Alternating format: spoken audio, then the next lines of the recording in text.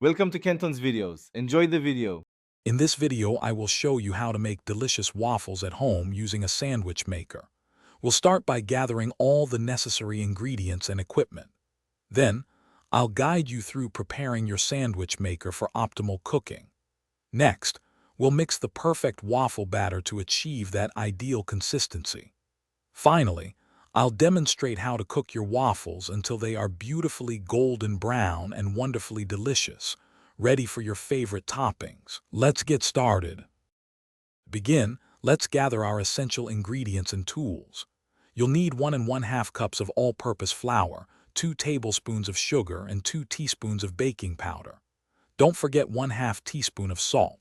For the wet ingredients, prepare 2 large eggs, 1 cup of milk, and 1/2 cup of melted butter.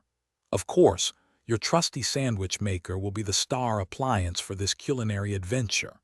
Having everything ready makes the process smooth and enjoyable.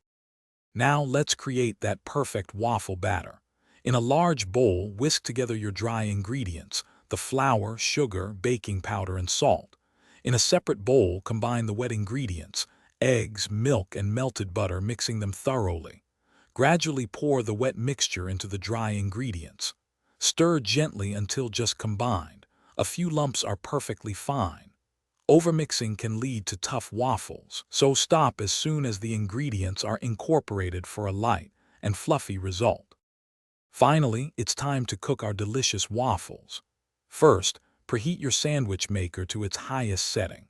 Once hot, lightly grease the plates with cooking spray or a little melted butter to prevent sticking.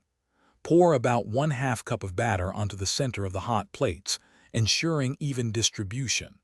Close the lid and cook for approximately 3 to 5 minutes, or until your waffles are beautifully golden brown and wonderfully crisp. Serve immediately with your favorite syrup and toppings. Thanks for watching. Consider subscribing if we helped you.